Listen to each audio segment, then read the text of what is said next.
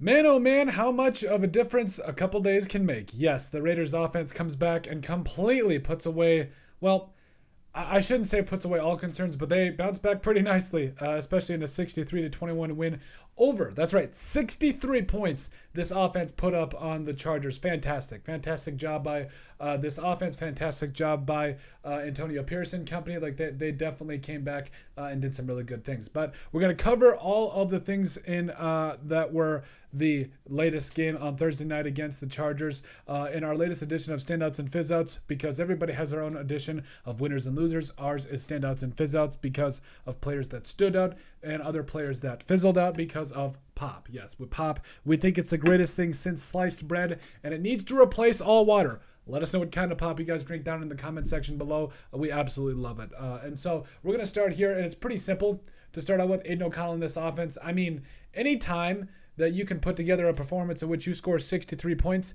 usually means you're probably gonna, be pretty highly, be rated pretty highly up there. So Aiden O'Connell as a whole, 20 of 34 for 248 yards and 4 touchdowns. I mean, it just looked like the Chargers didn't want to be there, to be perfectly honest with you. So Davante Adams, and we'll cover the rest of these guys, but this offense did a fantastic job of coming out and responding after not scoring a single point against the Vikings. And yeah, you absolutely love to see it. Trey Tucker, I mean, the rookie out of Cincinnati at point. I think that 3 catches, 59 yards, and 2 touchdowns. To me, he's shown that he deserves to be more heavily involved than a guy like Hunter Renfrow, unfortunately. But, I mean, Trey Tucker came out and absolutely balled out as well. You also saw the running game take off. You had, 3 different running backs that did really well. Zamir White had a touchdown. Brandon Bolden had a touchdown. And you were just really encouraged by how well the Raiders were able to run the football with 124 rushing yards. I'm going to take a breath there. I apologize. But overall, I mean, fantastic job by the running game. But Malcolm Kuntz, if you ask me, Malcolm Kuntz has been the man of the match so far. So over the last couple of games, he's put countless pressure on opposing quarterbacks. He's really carved out a niche role for himself as a pass rusher, 4 sacks on the season, and he's been an absolute welcome addition to being that other edge rusher across from Max Crosby. So great job by Malcolm Kuntz. I believe he had a couple of forced fumbles, if I remember correctly, as well. Michael Mayer, Michael Mayer is going to develop into something quite special for the Raiders. 4 catches, 39 yards, and a touchdown. Had a couple of really nice plays there. He's looking like he's going to be a security blanket for a very long time. Davante Adams, another 100-yard day for the future Hall of Famer. That's right, I said it. 8 for 101 and a touchdown. Also Jacoby Myers.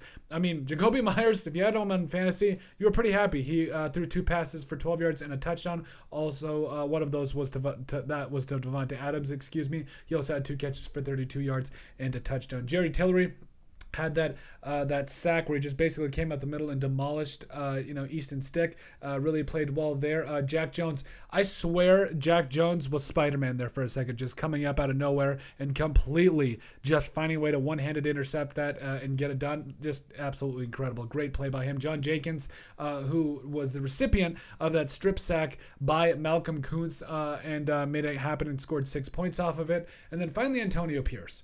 This was a very, very good performance from a team that really didn't score a single point against the Vikings, and there were some question marks. Like, your defense does its job, only allows 3 points, and then you come out and you absolutely just demolish the Chargers, who, I get it, we're down and out. We're not going to sugarcoat it in any way, but fantastic job by the Raiders coming out in this one. They absolutely stomped the Chargers. As far as fizzouts, the only one that I can really think of was Mike Robertson, because he got stiff-armed like really bad by Gerald Everett and also got beat for that touchdown by Joshua Palmer.